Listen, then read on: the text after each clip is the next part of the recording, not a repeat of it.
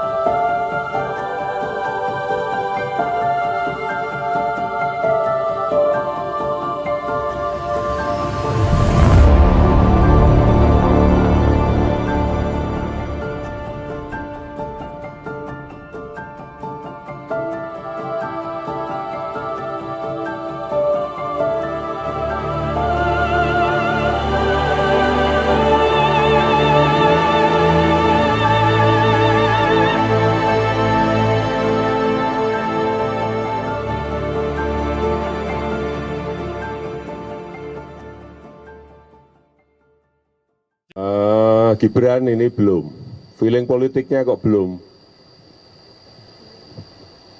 masih seneng 100% di dunia usaha, feeling politiknya belum, kelihatannya belum pengen masuk. Kaisang apalagi masih seneng-senengnya buka sini, buka sini, buka sini. Yang saya lihat malah feeling politik sudah mulai masuk tuh Bobi. Pertama umur, yang kedua baru 2 tahun aja jadi wali kota. Yang logis saja lah. Kami Prabowo Subianto dan Gibran Rakabuming Raka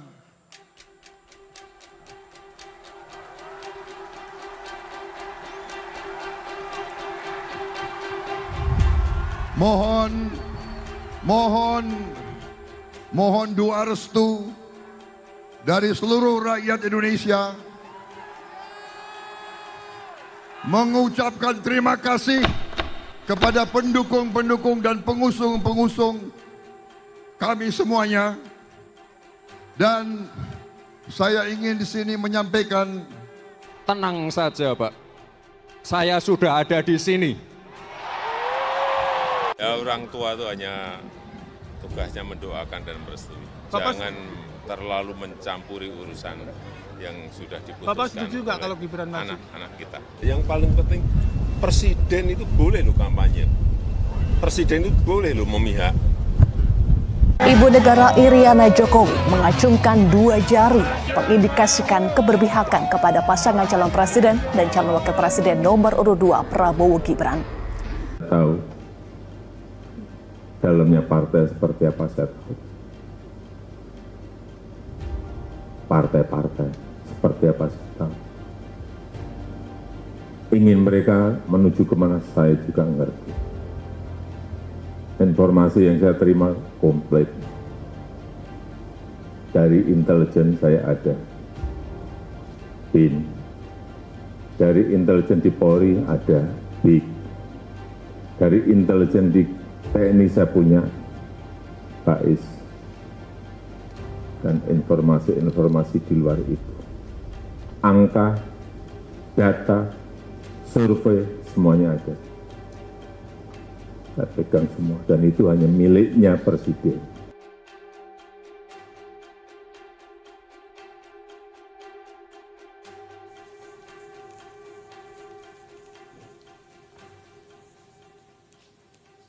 Pemilu sebentar lagi akan dimulai, pemilu presiden dan pemilu legislatif. Khusus pemilu presiden, pertanyaan paling menariknya untuk tahun 2024 adalah, apakah pemilu 2024 presiden akan satu putaran? Kalau kita lihat angka yang ada menunjukkan bahwa memang pasangan 02 yang di situ ada anak presiden sedang memimpin. Dan itu barangkali yang membuat mereka sangat getol untuk berkata, mereka mau satu putaran. Dan hampir semua survei mengatakan bahwa kita akan satu putaran.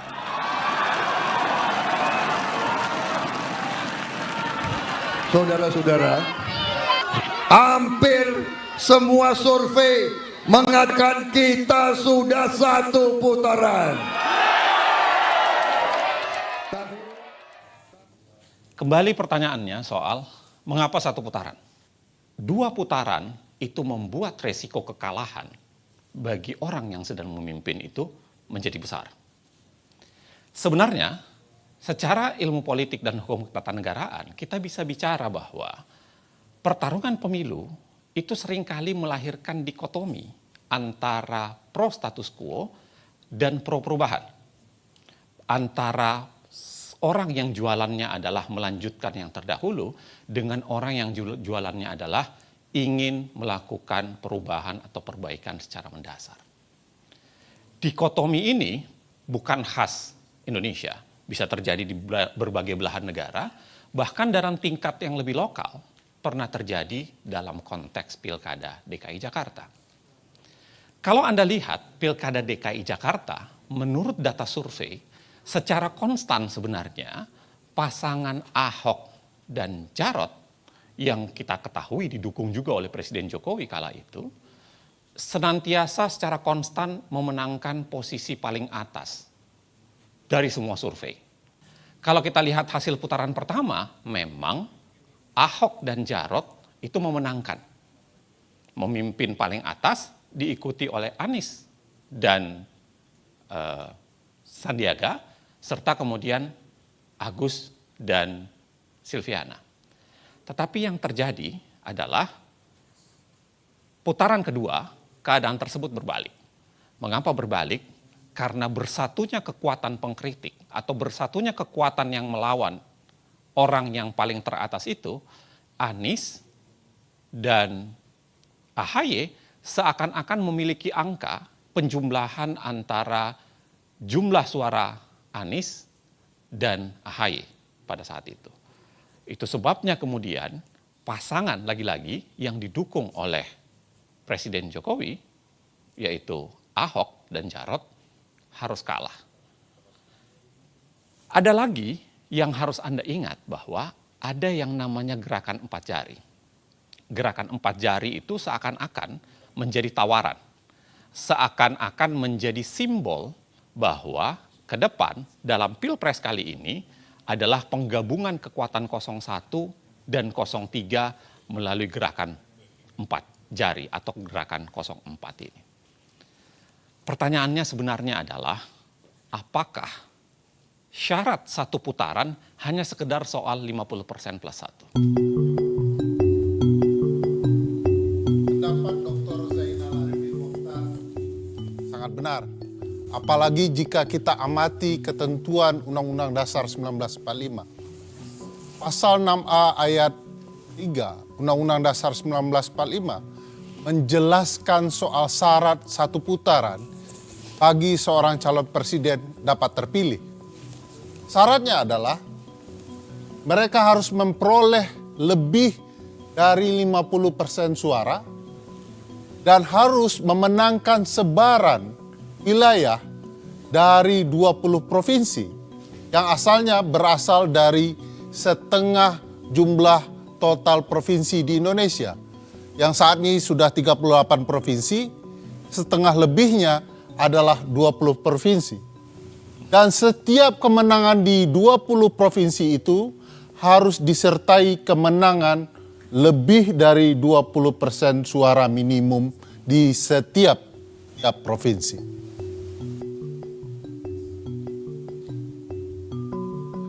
Jika kita amati, kemenangan satu putaran yang pernah terjadi dalam sejarah pemilu kita pasca reformasi, di mana pemilu presiden 2009 memperlihatkan kemenangan Presiden Susilo Bambang Yudhoyono. Kita bisa melihat dari peta ini. Warna biru ini menggambarkan kemenangan presiden dan di mana saja wilayahnya. Bayangkan luasnya. Jadi tidak mudah bagi seorang calon presiden memenangkan 50% suara dalam satu putaran pemilu. 50% suara bukan faktor tunggal. Jika kita simak betapa pentingnya soal sebaran wilayah dibandingkan sebaran suara, kita bisa melihat Pulau Jawa. Pulau Jawa adalah pulau dengan populasi penduduk terbesar. Mereka memiliki 115 juta suara pemilih. Sayangnya kalau dilihat sebaran, mereka hanya memiliki 6 provinsi. Bandingkan dengan apa yang bisa kita lihat di Pulau Sumatera. Sumatera adalah pulau yang sangat menentukan sebaran wilayah. Memiliki 10 provinsi dan sangat menentukan sebaran wilayah tersebut. Mari kita lihat konteksnya pada pemilu sebelumnya. Pada pemilu 2014, Joko Widodo memenangkan 7 provinsi. Berbanding dengan Prabowo dan Hatta Rajasa yang hanya unggul di 3 provinsi.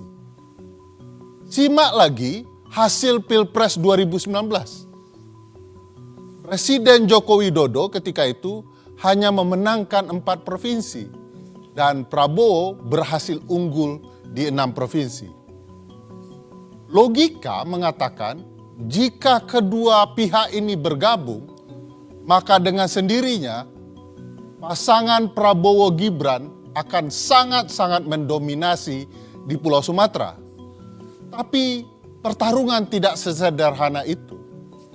Hasil survei menunjukkan, hasil survei terkini yang dilakukan oleh CSIS, kalau kita baca hasil survei ini, maka pasangan Prabowo Gibran hanya mendominasi di sepertiga wilayah Provinsi Sumatera. Ini memang tidak sederhana bahwa sebaran suara, sebaran wilayah penting akan bisa kita baca dari sebaran wilayah yang muncul kemudian yang menguntungkan pasangan Prabowo Gibran, yaitu sebaran wilayah di Pulau Papua. Pulau Papua sebelumnya hanya memiliki 2 provinsi. Saat ini mereka telah memiliki 4 provinsi baru, totalnya 6 provinsi. Dan 4 provinsi baru ini langsung ikut pemilu 2024. Berbeda dengan Kaltara, kita bisa lihat pengalaman Provinsi Baru Kalimantan Utara yang didirikan tahun 2013, tapi mereka tidak bisa ikut serta-merta pada pemilu 2014. Mereka harus menunggu 6 tahun untuk bisa ikut pemilu 2019. Cukup panjang bagi Kaltara untuk bisa ikut pemilu. Itu sebabnya apa yang terjadi di Pulau Papua menjadi sangat penting untuk membicarakan sebaran wilayah. Jika kita simak hasil Pilpres sebelumnya, 2014 dan 2019, Jokowi betul-betul unggul di Papua. Tak pernah kalah satu kali pun dalam kontestasinya. Ketika itu, saat Jokowi menang Pilpres di Papua, Jenderal Tito Karnavian kebetulan menjadi Kapolda Papua. Lalu pada pemilu saat ini kebetulan sekali kalau Jenderal Tito juga merupakan Menteri Dalam Negerinya. Nah, sebaran wilayah tentu saja sangat-sangat menentukan. Saya ingin mengambil contoh kasus pemilu Presiden Amerika di tahun 2016.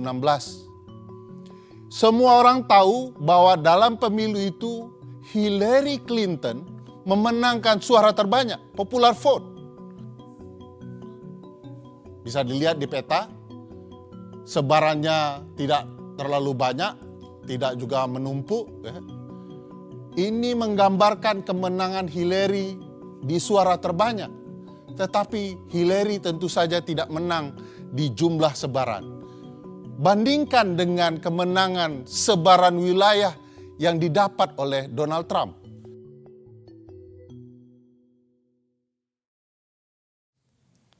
Bang Bro, sudah dari tadi?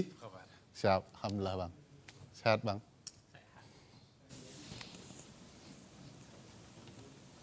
Bagus sekali Jas. Pinjam lari dari pagi. Lari? Lari 10 kilo. 10 kilo, buset. Makanya banyak minum.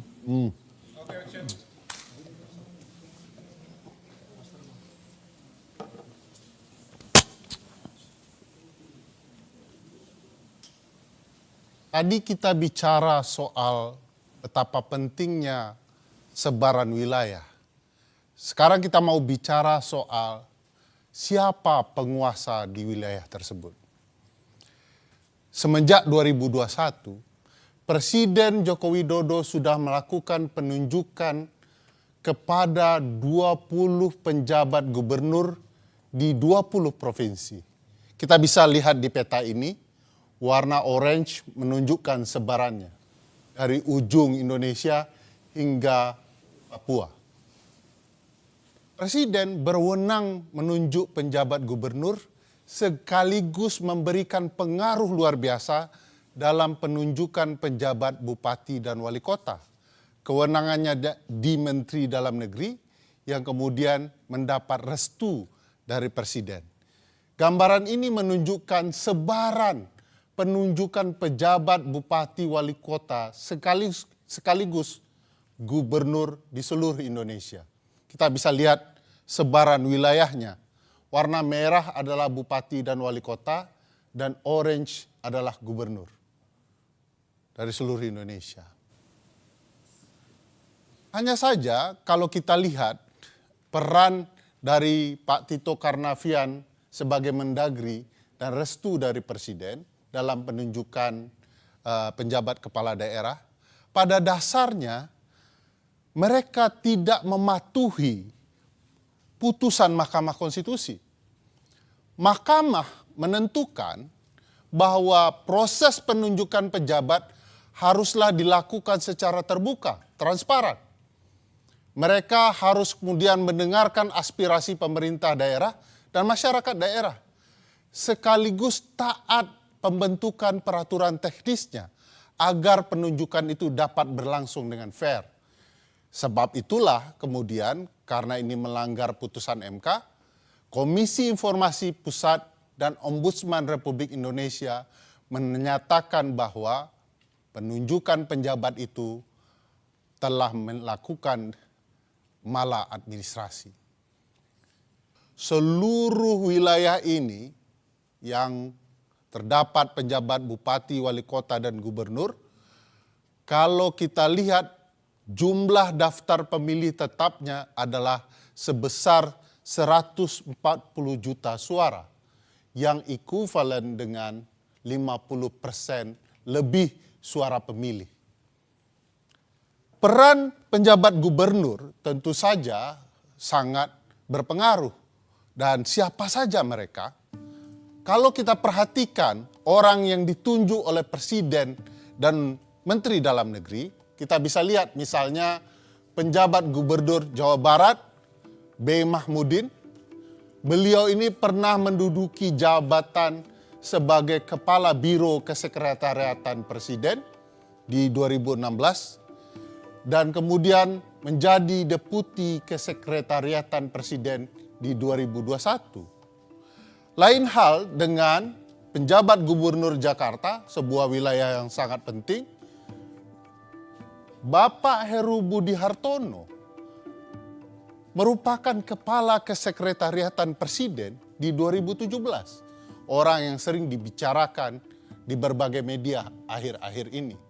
Kita juga bisa lihat penjabat gubernur Jawa Tengah, Bapak Nana Sujana, kalau kita telusuri, beliau pernah menjadi Kapolresta Surakarta di tahun 2010 ketika Presiden Joko Widodo masih merupakan wali kota Solo.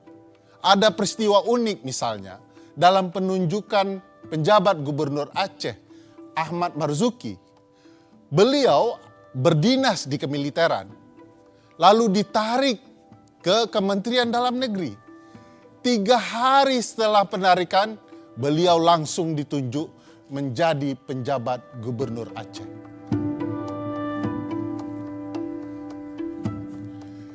Berbagai hal bisa kita lihat antara relasi penunjukan dan berbagai peristiwa ketidaknetralan penjabat gubernur atau pejabat lain di dalam pemilu. Saya mau ambil contoh kasus PJ Gubernur di Kalimantan Barat. Tapi jangan lupa pilih presiden yang memihak kepada pembangunan IKN. Ya, kalau IKN dibangun, pasti Kalimantan Barat ini maju. Ya, saya sudah menerima perencanaan IKN itu. Kalbar ini nanti maju, Bu. Sudah ada ring road yang saya lihat. Kalau presidennya jadi, ring road kita sehingga kita tidak macet. Dan banyak lagi yang dibangun untuk Kalbar, untuk mendukung ibu kota negara Nusantara.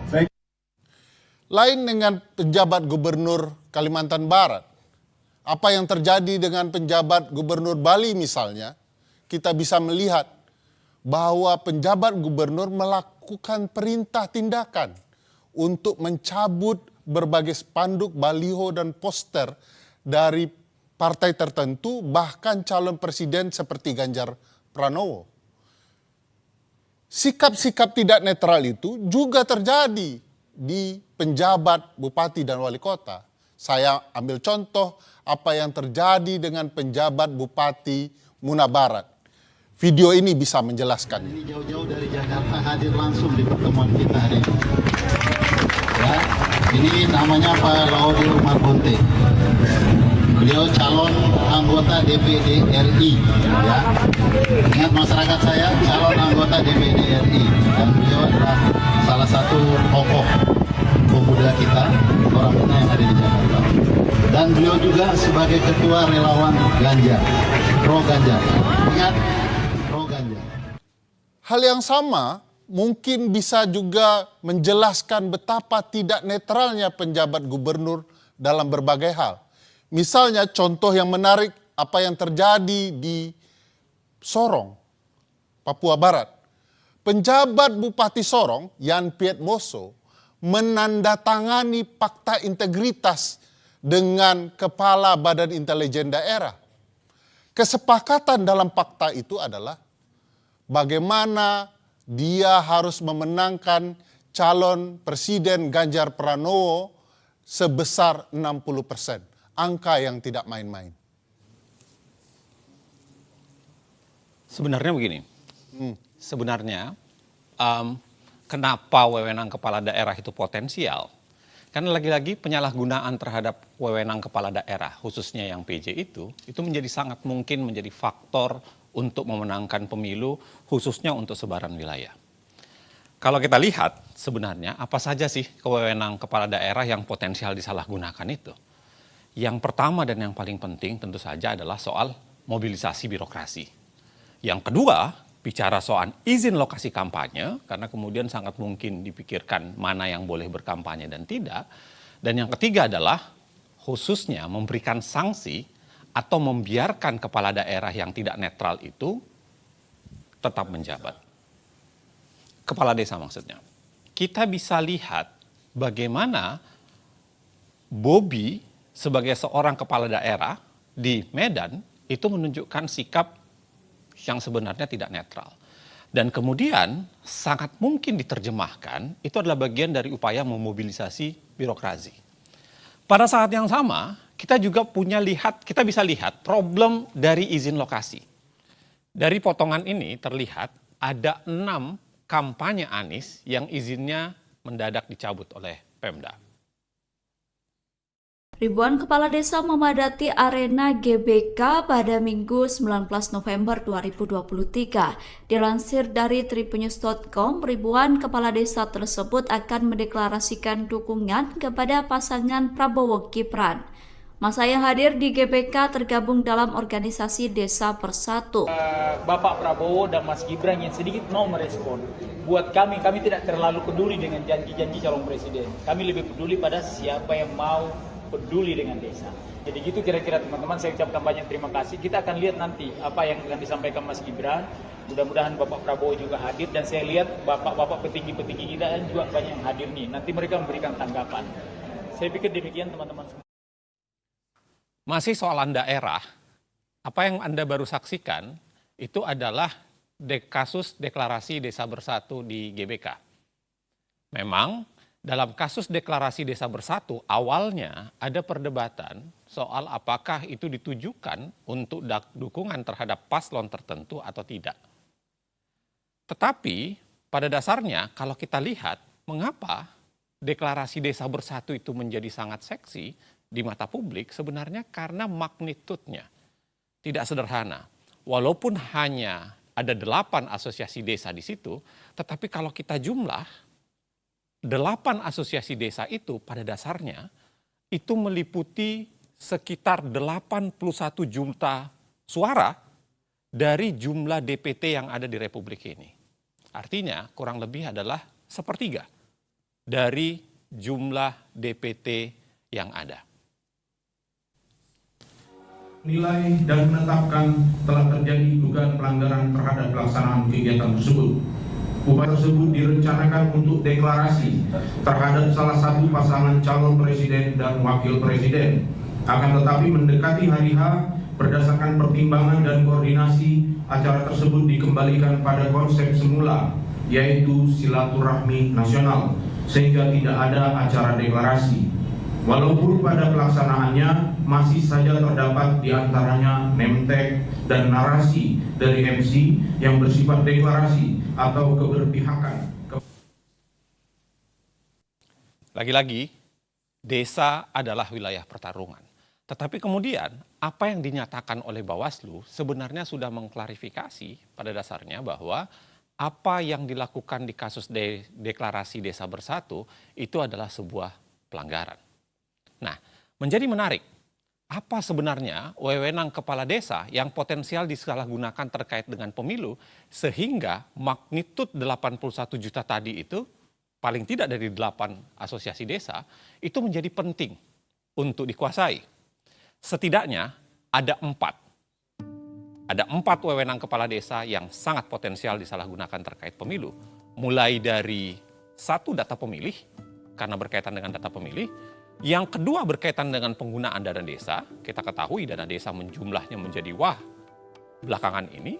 Yang ketiga berkaitan dengan data penerimaan Bansos, PKH, BLT, khususnya siapa yang berhak menerima Bansos, PKH, BLT, dan lain-lain sebagainya. Dan yang terakhir adalah wewenang terhadap alokasi Bansos dan lain-lain tersebut. Anda mungkin bisa saksikan, Anda mungkin bisa intip dari video di mana terjadi demo besar-besaran kepala desa yang menuntut janji-janji yang sudah diberikan kepada mereka selama ini harus segera diberikan. Bahkan kita lihat video tersebut adalah ikut menghancurkan fasilitas ya, beberapa wilayah di DPR, khususnya pagar DPR kala itu. Abdesi menggelar demo menuntut revisi Undang-Undang Desa Nomor 6 Tahun 2014. Ada 4 tuntutan yang disampaikan, yakni masa jabatan kepala desa, kenaikan anggaran dana desa menjadi 5 miliar rupiah, status perangkat desa, dan desa sebagai otoritas. Mengapa kepala desa selalu menjadi subjek dan objek politisasi? Sederhana untuk menjawabnya. Karena selama ini kepala desa itu cukup banyak dijanjikan hal-hal tertentu. Kita ingat Jokowi sendiri, Presiden Jokowi pernah menjanjikan 3 periode untuk masa jabatan para kepala desa ini. Bahkan kalau kita lihat dalam konteks sebelumnya, SBY pun pernah menjanjikan pengangkatan sekretaris desa menjadi ASN secara bertahap dari tahun 2007 sampai menjelang pemilu 2009.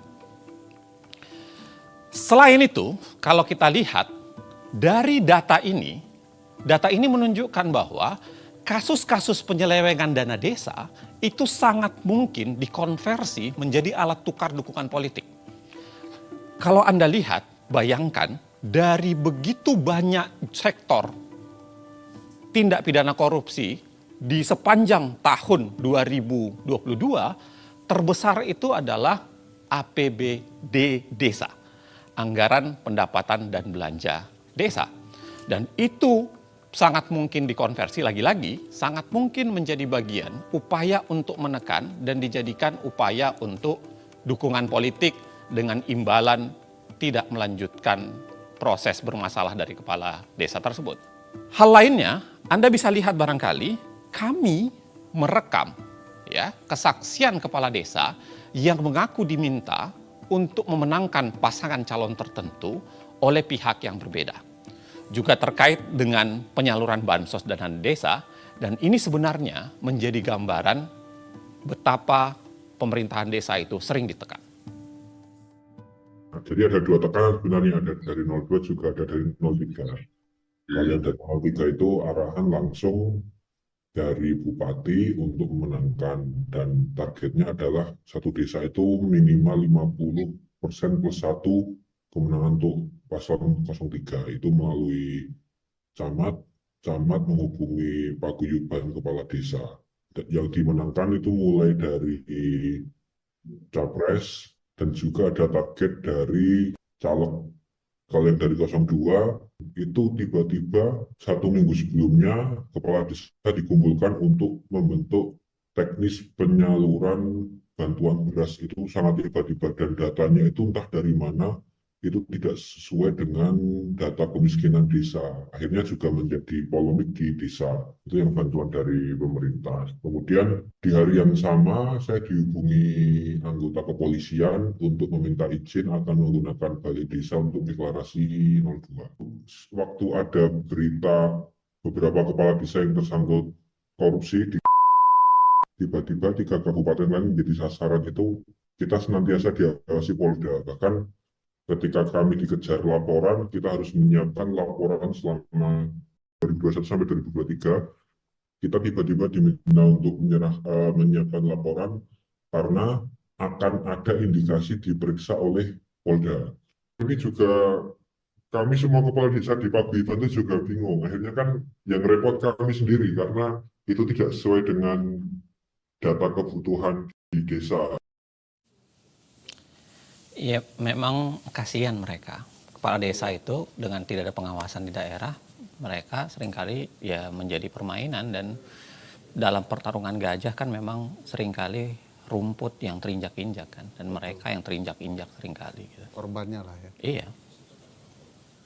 Ngomong-ngomong rumput gajah, Ya. aku mau nambahin penjelasan. Ya, langsung dia semangat. Ya, karena ternyata bukan hanya di level bawah kecurangan-kecurangan itu terjadi, tapi juga di kalangan pejabat negara. Siapa yang suka sama Jokowi angkat tangan. Loh, Pak Jokowi itu PAN itu Pak Jokowi. Makanya kita dukung Gibran. Cocok? Gibran itu siapa sih? Ucapan terima kasih Pak Jokowi atas pembagian bansos berupa beras seberat 10 kg yang dilakukan Menko Bidang Perekonomian Airlangga Hartarto.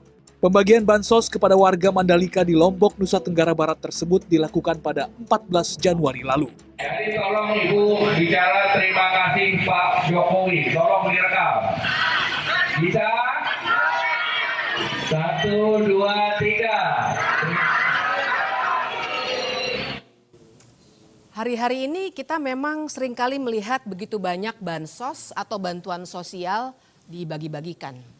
Kita bisa lihat di sini statistiknya mulai 2014 sampai 2024 supaya kita bisa melihat tahun demi tahun dan Anda juga bisa melihat bagaimana di setiap pemilu yang warnanya abu-abu dia akan mendadak melonjak naik dibandingkan tahun-tahun lainnya.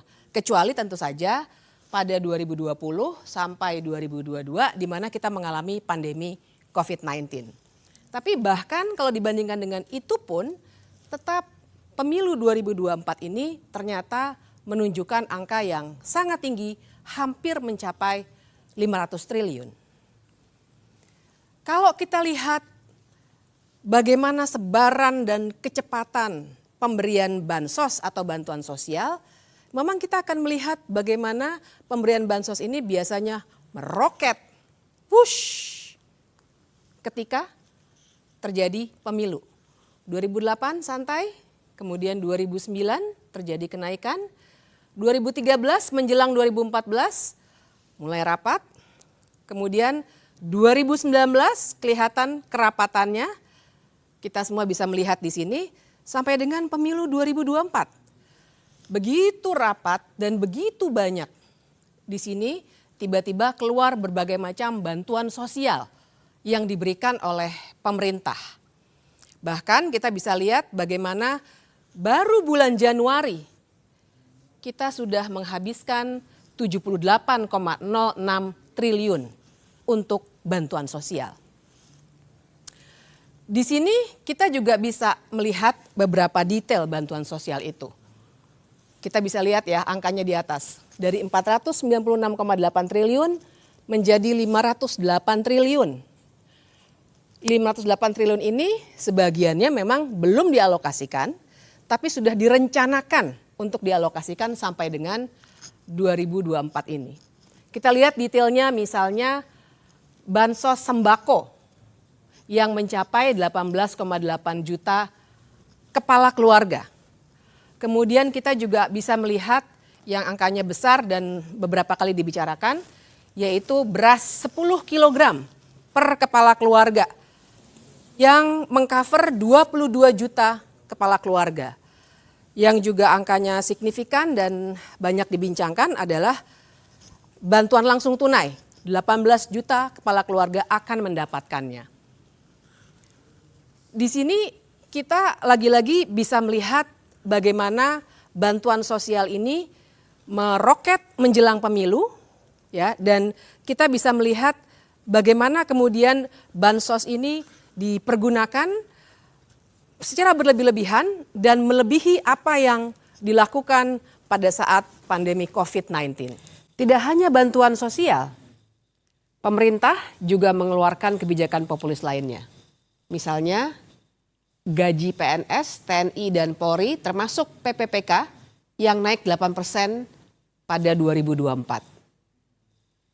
Selain itu juga ada kenaikan gaji pensiunan PNS yang naik 12% di 2024. Kita jadi bisa bertanya-tanya apakah memang itu upaya-upaya itu adalah cara untuk menaikkan kesejahteraan atau memang hanya populisme belaka? Karena ternyata kenaikan upah buruh hanya naik 3,2 sampai 4,4%. Kita mesti ingat bahwa bantuan sosial itu kita harus klarifikasi di sini. Bukannya bantuan sosial harus dihentikan atas nama pemilu, tapi kita harus kembalikan bahwa bantuan sosial atau bansos bukan bantuan politik dan pejabat. Bantuan sosial itu sebenarnya adalah cara untuk secara cepat melaksanakan amanah dari Pancasila, sila kelima soal keadilan sosial. Kita juga membicarakan pasal 34 Undang-Undang Dasar 1945 yang bilang bahwa fakir miskin dan anak-anak terlantar dipelihara oleh negara. Memang idealnya cara mensejahterakan rakyat itu dengan melalui pendidikan, lapangan pekerjaan, dan hal-hal lain yang sifatnya struktural. Tapi baiklah, bansos harus dilakukan untuk mengatasi dengan waktu cepat. Tapi soalnya adalah kalau itu adalah fasilitas negara, kan seharusnya pemberiannya juga dilakukan sesuai dengan struktur kenegaraan kita. Siapa yang berhak ataupun berwenang memberikan bantuan sosial itu? Kementerian Sosial jawabnya.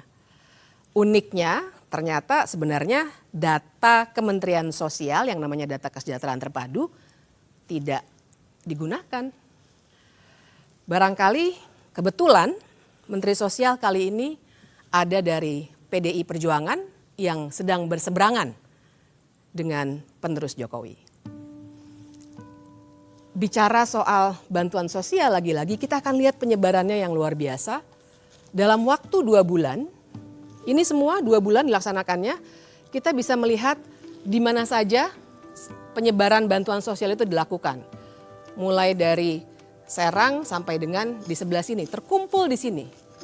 Apabila kita bandingkan dengan suara yang didapatkan oleh Presiden Jokowi pada pemilihan presiden 2019, kita akan bisa melihat himpitannya. Jadi di sini kita bisa melihat dengan jelas apa yang sebenarnya terjadi antara bantuan sosial yang harusnya fasilitas pemerintah yang kemudian digunakan dalam konteks elektoral seperti ini. Ada satu pemberitaan yang sangat menarik menurut saya karena menggambarkan apa yang dari tadi kita bicarakan. Kita bisa melihat dalam berita ini adalah soal bansos. Kita bisa melihat aparat, gubernur yang tadi juga dibicarakan, dan ajakan memilih capres yang melanjutkan Jokowi. Pertanyaan berikutnya adalah mengapa? Mengapa bansos juga dijadikan alat berpolitik dan lain sebagainya? Ada satu konsep dalam ilmu politik yang bisa kita gunakan yang namanya gentong babi atau pork barrel politics. Pork barrel. Jadi memang istilah ini mengacu pada masa perbudakan di Amerika Serikat yang gambarannya seburuk perbudakan itu sendiri. Jadi bayangkan pada saat itu para budak harus berebutan mengambil daging babi yang diawetkan di dalam gentong. Mereka berebutan dan akhirnya muncul istilah bahwa ada orang-orang yang akan berebutan suatu jatah resmi untuk kenyamanan dirinya. Itu asal muasal istilah gentong babi. Jadi yang kita bicarakan di sini adalah cara berpolitik yang menggunakan uang negara untuk digelontorkan ke daerah-daerah pemilihan oleh para politisi agar dirinya bisa dipilih kembali. Tapi tentu saja kali ini Jokowi tidak sedang meminta orang untuk memilih dirinya, melainkan penerusnya. Oke. Narik. Haus gara-gara gentong babi. Ambilin ya. Tadi yang lo omongin, Bib, itu aneh ya. Gentong babi, tapi kan yang nawar-nawarin itu pada para menteri ya. Kan ada tadi Erlangga sama itu dia. Zulhas. Persis. Jadi emang ada menteri-menteri. Coba ya aku jelasin lebih lanjut ya. Kita mulainya dari gambar menteri-menteri ini. Karena memang kalau kita perhatikan kenapa misalnya gentong babi itu bisa muncul. Karena sebenarnya kan gentong babi artinya dia resmi tuh. Kenapa dia bisa digunakan secara resmi? Karena dari menteri-menteri ini termasuk yang tadi videonya sudah kita lihat. Ternyata memang ada menteri-menteri yang berkampanye. Kita akan lihat 3 kategori. Kategori pertama adalah tentu saja menteri-menteri yang memang mencalonkan diri sebagai capres ataupun cawapres. Prabowo Subianto, Menteri Pertahanan. Kemudian Mahfud MD, Menteri Koordinator Politik Hukum dan HAM. Apakah mereka boleh berkampanye? Tentu saja boleh, karena mereka memang sedang berkompetisi. Tapi syaratnya sebenarnya sangat ketat. Syarat pertama jelas mereka harus cuti. Dan ini yang kita tidak pernah dapatkan informasinya sampai sekarang. Dan syarat yang kedua adalah mereka tidak boleh menggunakan fasilitas negara. Sama sekali tidak boleh. Kita lihat kenyataannya seperti apa. Karena ternyata misalnya ada berita ini, di mana ternyata ada fasilitas negara yang dipergunakan untuk berkampanye. Atau bisa juga kita lihat misalnya bagaimana lagi-lagi fasilitas negara berupa pesawat dari TNI Angkatan Udara dipergunakan untuk berkampanye. Kita lihat di sini beberapa hashtag yang juga memperlihatkan bahwa ini adalah aktivitas kampanye, bukan aktivitas kementerian. Satu lagi, misalnya ini yang juga membuat heboh waktu itu, ketika akun X Kementerian Pertahanan resmi memberikan tanda pagar yang sebenarnya tujuannya adalah kampanye. Dan waktu itu sebenarnya beberapa kawan masyarakat sipil melaporkan penggunaan fasilitas negara ini, namun ternyata tidak bisa dilanjutkan. Kategori kedua sudah mulai ditampakkan juga di sini. Kategori kedua adalah para menteri yang masuk dalam tim kampanye. Ada beberapa nama yang terlihat, 4 dan 3 di sini. Pertanyaannya adalah apakah mereka boleh berkampanye? Sebagai tim kampanye tentu saja, itulah gunanya mereka masuk dalam tim. Tapi sekali lagi syaratnya juga ketat. Pertama, kita harus melihat apakah mereka cuti di luar tanggungan atau tidak. Dan yang kedua, lagi-lagi tidak boleh menggunakan fasilitas negara. Sekarang kita lihat bagaimana Wakil Menteri Agraria dengan jelas memperlihatkan dukungannya. Bahkan yang paling bisa kita tekankan adalah ketika itu ia sedang membagikan sertifikat kepada warga yang merupakan bagian dari wewenangnya sebagai wakil menteri. Tapi ternyata yang disapa adalah salah satu paslon. Kita juga bisa lihat kalau sholat maghrib video ini. Baca Al-Fatihah waladolin. Ada yang diam sekarang, Pak. Ada yang diam sekarang. Saking cintanya sama Pak Prabowo itu. Ya kan? Itu kalau tahiyatul akhir Pak Yai kan gini Pak Yai. Tahiyatul akhir kan gini. Sekarang banyak gini Pak. Kayak gini. Ini sebenarnya tidak terlalu lucu ya, tapi yang kita harus perhatikan di sini backdropnya. Kementerian Perdagangan. Pertanyaannya pada saat itu, apakah dia sedang berada dalam kapasitasnya sebagai Menteri Perdagangan atau sebagai tim kampanye? Tidak pernah ada penjelasan, tapi video tadi sudah sangat menunjukkan kepada kita. Kita lihat yang berikutnya. Ini juga salah satu wakil menteri, lagi-lagi kita perhatikan bagaimana ia sedang berkampanye. Pertanyaannya adalah apakah saat itu ia sedang cuti dari tugas-tugasnya sebagai wakil menteri. Kategori ketiga adalah menteri-menteri yang diduga melakukan kampanye terselubung. Sekarang kita lihat di sini sudah rata terisi. Mengapa kita bisa sebut mereka melakukan kampanye terselubung? Karena mereka tidak terdaftar dalam tim kampanye resmi yang didaftarkan pada KPU. Yang ini stop. Prabowo Gibran. Tengah. Prabowo Gibran. Sebelah sini. Prabowo Gibran. Baik.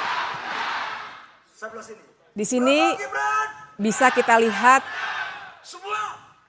ajakan yang sangat nyata dari salah seorang menteri yang tidak terdaftar dalam tim kampanye dan juga sepanjang yang publik bisa ketahui tentu saja tidak terdaftar sebagai menteri yang sedang melakukan cuti. Begitu juga di sini Menteri Erick Thohir tidak mundur dan juga tidak dalam konteks cuti dan kita lihat jelas dari backdrop acara ini, ia sedang melakukan pelaksanaan kampanye. Berikutnya, barangkali di sini Yasona Lawli dan Menteri Tri Risma hari ini sedang diajak menjadi peserta yang boleh saja menurut konteks Undang-Undang Pemilu kita, tapi persoalannya apakah mereka sedang cuti atau tidak? Tidak pernah ada informasi yang cukup. Satu lagi kita bisa lihat juga sebuah dukungan terbuka, kita bisa lihat lagi dari backdropnya dari salah seorang menteri, dan pertanyaannya sama. Apakah ia sedang melaksanakan kampanye yang nampak seperti itu? Kalaupun ia ikut serta, apakah dia cuti atau tidak? Tidak ada informasi. Dan lagi-lagi kalau kita lihat daftarnya, ia tidak terdaftar dalam tim kampanye paslon yang didukung. Jadi ini dari saya sampaikan. Jadi saya sampaikan simpulan saya, saudara-saudara sekalian sebangsa tanah air. Kita pilih orang yang tepat menjadi Presiden Republik Indonesia. Tanggal 14 yang tepat. Saya pribadi memilih Pak Prabowo alasan yang sangat sederhana, berkelanjutan. Dan dia punya spirit NKRI yang bagus dan dia membuktikan keberhasilan dia yang lalu. Itu tidak dapat diungkiri. Itu dari saya, pesan dari saya sekali lagi Luhut Binsar Panjaitan, pilih Prabowo karena menurut saya dia pilihan terbaik untuk presiden pada saat ini. Dan itu akan membawa kemajuan ke Indonesia dan membawa keberlanjutan Indonesia. Dan terakhir, setelah tanggal 14 kita sudah coblos, kita damai lagi, guyup lagi. Jangan lagi datang dengan kata-kata yang tidak bagus. Kita harus berdamai. Karena nanti 5 tahun lagi ada pesta demokrasi. Mari kita berpesta demokrasi dengan baik, dengan santun, supaya Indonesia ini menjadi bagus. Tidak ada yang Begitu terangnya dukungan ini diberikan, sehingga kita bisa menduga ada kampanye terselubung yang tengah terjadi. Tapi bagaimana mereka bisa begitu berani melakukan kampanye itu? Bisa jadi karena presiden juga sebenarnya tidak netral. Pertanyaannya kan apakah presiden harus netral? Ya tentu harus. Dia harus netral dalam perilakunya. Dia boleh mendukung sebagai makhluk politik, tentu saja presiden makhluk politik. Dia pasti punya keberpihakan. Tapi silakan simpan saja keberpihakan itu di kepalanya sampai nanti dia mencoblos di TPS. Tapi berkampanye beda dengan netral. Kalau pertanyaannya kemudian apakah presiden boleh berkampanye? Kita tentu saja harus berpegang pada Undang-Undang Pemilu, Undang-Undang 7 2017. Dikatakan di situ memang presiden boleh berkampanye, tapi kita harus membaca undang-undang secara utuh dan lengkap. Tidak bisa hanya melihat satu ayat saja dan satu pasal yang menyatakan kebolehan ini. Kita harus lihat lengkap bahwa ternyata kebolehan berkampanye ini sepanjang sang presiden diikutsertakan dalam kampanye. Seperti yang tertera di pasal 281. Jadi dia tidak boleh menjadi pelaksana kampanye itu sendiri kecuali jika dia adalah petahana yang mencalonkan lagi. Ini jelas ada di pasal 299 ayat 1. Dan ini juga dimungkinkan karena konstitusi kita mengatur presiden memang boleh 2 kali untuk menjalani masa kepresidenannya. Dan ia bisa saja melaksanakan kampanye bila ia terdaftar sebagai tim kampanye. Ini ada di ayat 3 dari pasal 299 itu. Tapi lagi-lagi syaratnya juga ketat. Tidak hanya kebolehan-kebolehan belaka. Syaratnya adalah dia harus mengajukan cuti di luar tanggungan negara. Dia juga tidak boleh menggunakan fasilitas negara kecuali pengamanan. Dan dia juga harus tetap memperhatikan tugas negara dan pemerintahan.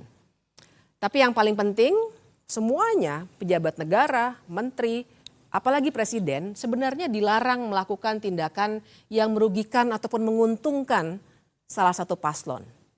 Jadi syaratnya begitu ketat sehingga tidak bisa sembarangan dilakukan. Sekarang mari kita lihat prakteknya. Di sini misalnya kita lihat jelas foto wajah presiden yang menjadi latar belakang sebuah poster kampanye.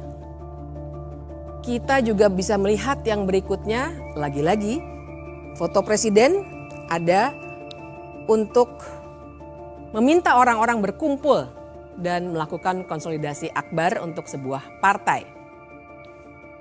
Yang berikutnya kita juga bisa lihat berbagai acara di mana presiden secara aktif dan juga dalam posisinya yang tidak cuti melakukan pertemuan-pertemuan dengan menteri-menteri yang duduk dalam koalisi paslon tertentu.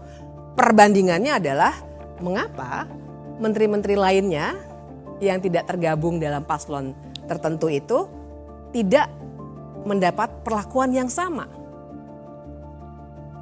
Apalagi kita juga punya satu foto yang begitu menghebohkan waktu itu, di mana presiden berdiri di samping menterinya yang menjadi calon presiden dan berada di fasilitas negara, yaitu lapangan udara Angkatan Udara di depan alutsista juga.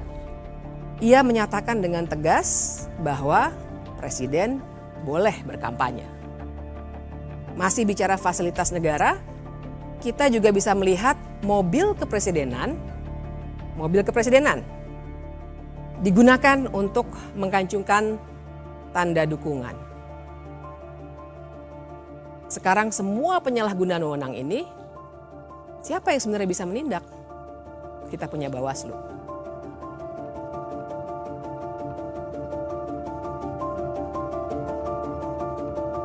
Saya ingin bercerita permasalahan tadi dengan menuturkan soal Bawaslu. Tentu saja segala kecurangan itu harus ditangani oleh Bawaslu dan ini merupakan tugas konstitusionalnya untuk mengawasi setiap tahapan penyelenggaraan pemilu. Tetapi faktanya Bawaslu inkompeten. Apa saja kira-kira kasus yang menceritakan betapa gagalnya Bawaslu mengawasi proses penyelenggaraan pemilu? Kita bisa melihat video ini. Ini tadi masukan-masukan, aspirasi dari para pimpinan, ketua-ketua organisasi desa. Sementara kami tampung dulu, mungkin minggu depan kita jadwalkan untuk ketemu saja ya Pak ya. Biar bisa kita detailkan lagi, kita carikan solusi bersama-sama. Dan ya kita harap kalau di visi misi kami sudah ada Pak, misalnya membangun dari bawah dan dari desa, itu salah satunya. Tapi nanti akan kami detailkan lagi yang jelas.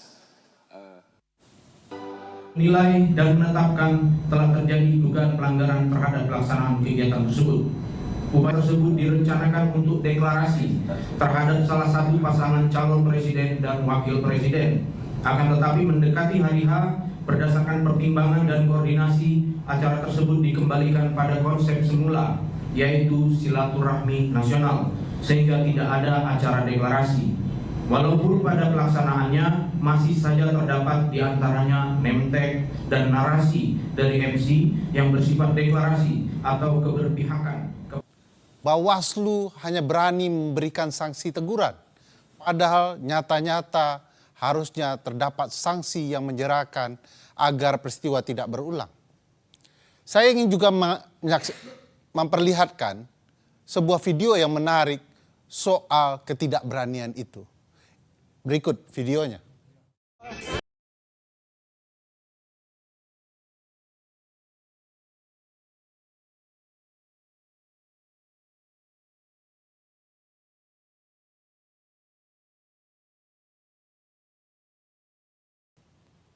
Kasus ini menarik karena Bawaslu RI tidak berani menanganinya, menyerahkan penanganan dan prosesnya di Bawaslu DKI Jakarta. Tetapi temuan Bawaslu DKI Jakarta adalah ini merupakan pelanggaran perda. Dan sebagaimana kita ketahui, kalau terjadi pelanggaran terhadap peraturan daerah atau perda, maka yang menentukan pemberian sanksinya adalah pemerintahan daerah, dalam hal ini PJ Gubernur DKI Jakarta. Lagi-lagi ada kasus yang menarik soal tidak inkompeten atau inkompetennya Bawaslu dalam kasus akun X Kementerian Pertahanan. Di akun ini terlihat bahwa jelas-jelas ada upaya kampanye terang-terangan di akun resmi, tanda contreng, tetapi kemudian kita bisa ketahui bahwa kasus ini tidak berlanjut karena menurut Bawaslu kurang materi. Padahal materinya sudah jelas ini pemanfaatan ruang atau kewenangan yang dimiliki oleh lembaga negara. Integritas Bawaslu yang dipertanyakan itu tentu berkaitan dengan bagaimana mereka diseleksi dan siapa yang kemudian menyeleksi mereka.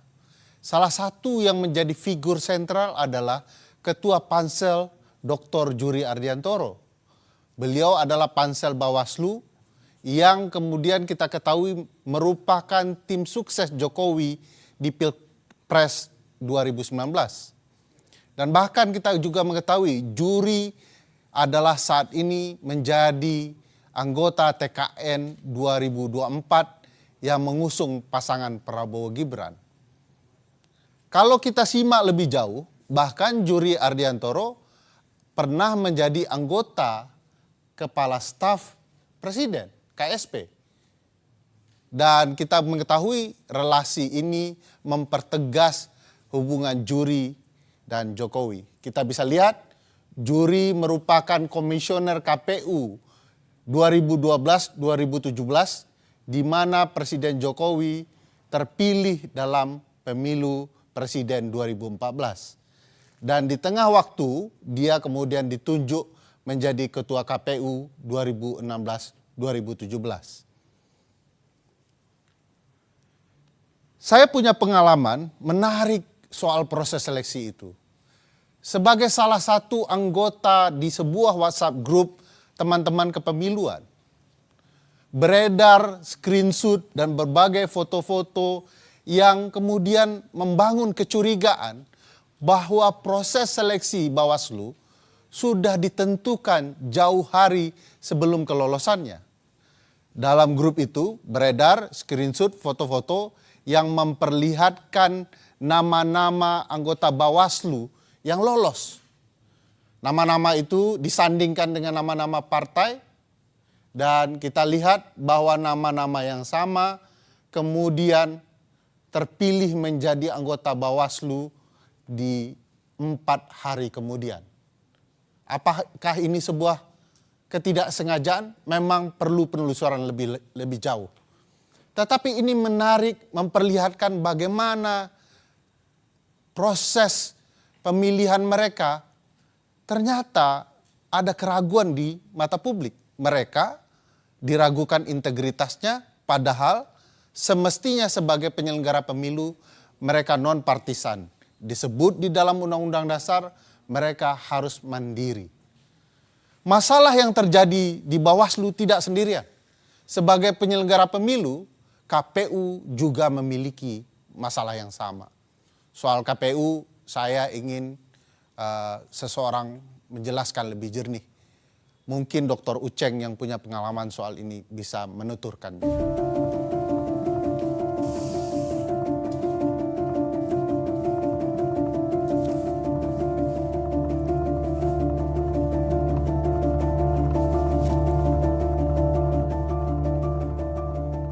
Sekarang kita bicara soal Komisi Pemilihan Umum. Secara konstitusional, Komisi Pemilihan Umum memiliki fungsi yang sangat luar biasa, khususnya untuk menyelenggarakan pemilihan umum di Republik ini. Dari sekian banyak fungsi KPU atau wewenang yang dimiliki oleh KPU, salah satu yang paling utama dalam kaitan dengan pemilu adalah menentukan siapa yang ikut pemilu. Dan itu dikenal dengan konsep khususnya untuk partai politik adalah tahapan verifikasi yang bersifat administratif maupun faktual. Syarat parpol untuk lolos verifikasi pada dasarnya sebenarnya itu ada beberapa catatan. Yang pertama adalah harus 100% kepengurusan dan kantor di ibu kota provinsi, 75% kepengurusan di kabupaten kota, 50% kepengurusan di kecamatan, dan ini yang paling penting ditambahkan adalah 30% keterwakilan perempuan. Dan itu pun sebenarnya minimal ya 100 atau maksud saya 1.000 orang dengan kartu tanda anggota per kabupaten kota. Mari kita periksa apakah syarat lolos verifikasi parpol ini dikerjakan KPU dengan baik. Kita kasih satu contoh, kasus Partai Gelora. Dalam kasus Partai Gelora yang lolos menjadi peserta pemilu, tetapi kalau kita lihat di lapangan ada begitu banyak kejanggalan. Kita lihat dari dokumen berita acara KPUD Murung Raya di Kalimantan Tengah yang menyatakan ada instruksi KPU agar mengubah status Partai Gelora dari tidak memenuhi syarat menjadi memenuhi syarat. Kalau kita lihat secara keseluruhan ya, Partai Gelora tidak memenuhi syarat, khususnya syarat soal 1.000 orang berkartu anggota di Kabupaten Murung Raya. Dari sampel uji petik yang dilakukan terhadap 114 kartu tanda anggota, Partai Gelora hanya memenuhi 85 orang yang terverifikasi punya kartu tanda anggota. Namun luar biasanya, partai ini tetap dinyatakan lolos. Tidak sekedar di Murung Raya, kasus Sangihe pun melihatnya menjadi menarik. Di kasus Sangihe, pengakuan salah seorang aparatur sipil negara telah melakukan kecurangan, mengubah verifikasi partai yang tidak lolos menjadi lolos. Jadi penyesuaian itu secara teknis bahwa memang NS sejumlah orang dan TNS, PNS untuk bisa mencapai syarat minimal di daerah masing-masing. Jika saya ulangi, pertanyaan mendasarnya adalah ada apa dengan Gelora? Kita harus ingat, Partai Gelora itu adalah partai yang didirikan oleh ex-PKS. Partai Keadilan Sejahtera. Sekarang Gelora itu berada di koalisi 02 yang di situ ada anak presiden dan PKS berada di koalisi 01. Artinya lolosnya Gelora memang berpotensi memecah suara pemilih PKS yang selama ini menjadi termasuk pemilih yang paling militan. Dalam teori hukum atau hukum tata negara ataupun ilmu politik, teori ini dikenal dengan teori shadow partai politik. Jadi teori shadowing pada dasarnya adalah parpol diciptakan adalah adanya parpol yang menjadi shadow atau bayangan untuk memecah suara partai dengan segmen pemilih yang sama di partai yang lain. Dan itu kira-kira bisa terjadi kalau kita lihat dalam konteks Partai Gelora dan konteks Partai PKS. Dalam contoh lain, kita bisa lihat juga dalam Partai Umat dan PAN.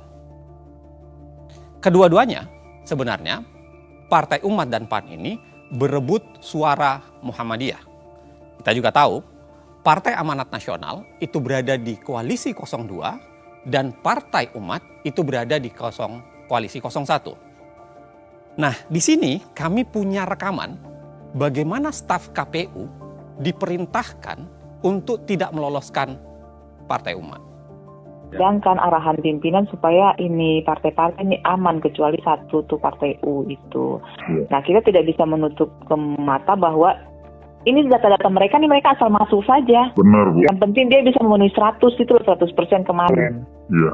Sedangkan kondisi di bawahnya seperti itu. Nah, saya sih sebenarnya kemarin sudah ngomong juga sama Pak Idam, Bapak, apakah kita bisa memberikan, memang secara ketentuan 124 sampai 126 itu mutatis mutandis, tapi melihat dari sisi waktu nggak mungkin kita lakukan itu. Nah, untuk itu hal yang pertama. Yang kedua, mengamankan apa yang pimpinan arahkan, terpaksa tadi yang seperti sampaikan ke itu, ya sudah harus MS saja. Contoh lain, barangkali kita bisa lihat di kasus verifikasi Partai Kebangkitan Nusantara, PKN, dan Partai Demokrat. Kita juga melihat gejala shadowing partai politik di sini. Anda harus ingat, PKN yang dibentuk oleh Anas Urbaningrum itu berhadapan dengan SBY. Ingatan kedua Anda harus Anda tujukan bahwa pada awalnya ketika verifikasi partai ini dilakukan, Demokrat masih banyak menjual ide-ide perubahan sehingga seakan-akan menjadi lawan dari status quo atau kemudian partai yang lebih banyak mendukung status quo saat ini. Sekarang memang Demokrat sudah di 02, tapi lagi-lagi pada saat ini terjadi, Demokrat masih berada di koalisi, seakan-akan berada di koalisi 01. Kan menurut ketua kan kalau Sopa cuma karena mau karena etika menghubungi kita, kalau juga kok kita nggak ada kan nggak masalah. Kan ketua kan mau rubah data tuh. Yang penting Sopa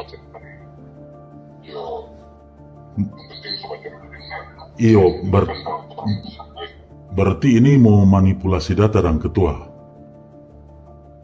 Kitanya udah bukan manipulasi data, jika ketua ini melaksanakan arahan Mar kan memanipulasi data. PKN kan cuma 1 MS. Kok mau jadi berapa MS-nya nggak manipulasi itu? Jadi bagaimana pakai istilah melaksanakan arahan itu saja. Melaksanakan arahan dengan merubah data. Iya tuh. Istilah merubah data pokoknya melaksanakan arahan saja. Iya, melaksanakan arahan dengan merubah data toh. Ya, kalau begitu oke. Tapi kalau manipulasi. Sekarang kalau nyandak manipulasi dan ketua apa dang? Dari 1 MS kau mau jadi banyak MS, bukan manipulasi DP nama itu. Yang pasti DP akan kesana, tapi kita lebih ketua sarjana hukum. Ketua sarjana hukum toh kita rasa ketua lebih paham. Ketua kan sarjana hukum.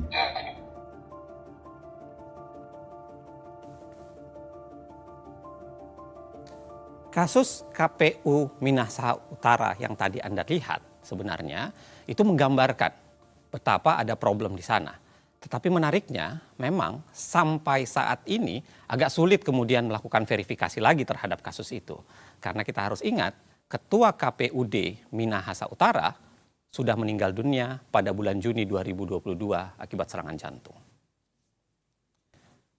Kalau kita lanjut lagi, kita tidak sekedar berbicara wilayah pelanggaran etik atau pelanggaran di wilayah penggunaan kewenangan KPU yang dimanipulasi dengan cara meloloskan atau tidak meloloskan partai tertentu, kita juga bisa bicara soal pelanggaran etik di tingkat individu. Di sini ada kasus di mana Ketua KPU Hasyim Asy'ari itu punya relasi khusus dengan wanita emas. Kita bisa lihat Ketua KPU dan Ketua Partai Republik 1 yang itu dijabat oleh seorang yang dijuluki wanita emas itu seringkali bertemu secara pribadi. Memang dalam kasus itu sanksi DKPP sudah dijatuhkan. Bentuknya apa? Peringatan keras terakhir. Sekali lagi ingat, peringatan keras terakhir. Nah, menariknya memang dari secara keseluruhan kalau kita baca KPU seringkali tampil lebih menjadi pelayan partai politik dibanding penegak hukum atau kemudian berusaha menyukseskan hak-hak publik bagi masyarakat. Yang terlihat, lagi-lagi KPU seringkali menjadi pelayan parpol. Misalnya kalau kita lihat di kasus tidak mematuhi putusan Mahkamah Agung soal 30% keterwakilan perempuan. Saya jelaskan secara sederhana ya, dalam kasus 30% keterwakilan perempuan, putusan Mahkamah Agung itu sebenarnya mengkoreksi cara KPU menghitung bagaimana yang dimaksud 30% keterwakilan perempuan. Karena pendekatan yang keliru itu membuat keterwakilan perempuan tidak bisa maksimal. Itu yang membuat banyak orang yang kemudian mengajukan ke Mahkamah Agung dan Mahkamah Agung akhirnya memutuskan dan menyatakan bahwa harusnya KPU melakukan koreksi terhadap itu. Dan itu tidak pernah dikoreksi secara langsung oleh KPU. Hal yang sama masih soalan tidak mematuhi putusan Mahkamah Agung. Dalam kasus napi koruptor, kejadian pun relatif terjadi sama. Dalam kasus ini, KPU tidak mematuhi putusan Mahkamah Agung soal napi koruptor, khususnya berkaitan dengan bagaimana napi koruptor itu bisa mencalonkan dengan ketentuan lebih spesifik yang diatur dalam peraturan KPU. Kalau kita lihat dari daftar parpol dan caleg bekas koruptor di 2024, ini adalah peta sederhananya untuk menggambarkan bahwa ada serangkaian partai sebenarnya yang masih mengusung caleg bekas koruptor. Dan itu hampir tersebar di semua partai yang berkontestasi di pemilu kali ini. Apa yang saya mau jelaskan sesungguhnya adalah sederhana. KPU tebang pilih dalam menjalankan putusan pengadilan. Putusan Mahkamah Agung diabaikan soal perempuan dan soal keterwakilan, caleg koruptor. Tetapi yang menarik, putusan Mahkamah Konstitusi soal Gibran langsung dijalankan dengan cepat. Saat anak presiden mendaftar, KPU belum membuat peraturan baru. KPU tidak merevisi aturan Komisi Pemilihan Umumnya. Tapi pendaftarannya diterima dan Gibran buru-buru disahkan sebagai calon wakil presiden. Kita semua tahu ya, dari serangkaian pelanggaran etik secara kelembagaan maupun pelanggaran etik secara pribadi, kita punya catatan ada 3 sanksi yang sudah jatuh kepada Ketua KPU, khususnya Ketua KPU Hashim Asy'ari. Pada April 2023 dalam kasus wanita emas, tadi saya sudah ingatkan, sanksinya adalah peringatan keras terakhir. Geser sedikit dalam kasus keterwakilan perempuan, sanksi yang dijatuhkan terhadap Ketua KPU adalah peringatan keras.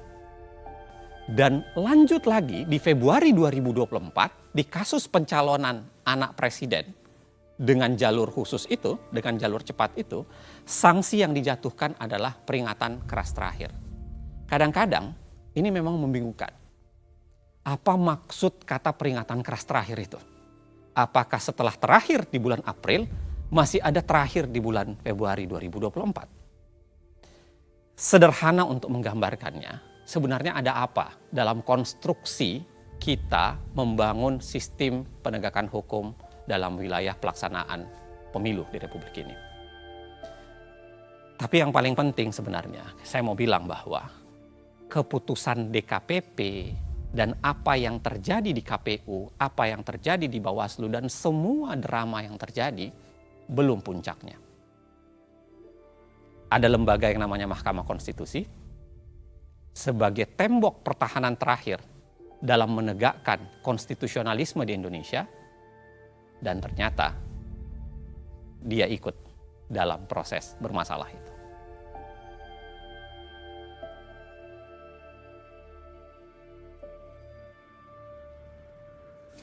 Puncak dari semua cerita tadi ada di sini, Mahkamah Konstitusi. Ada beberapa hal yang akan kita lihat bersama-sama, mengapa Mahkamah Konstitusi menjadi puncak dari cerita-cerita yang dari tadi sudah kita lihat sama-sama.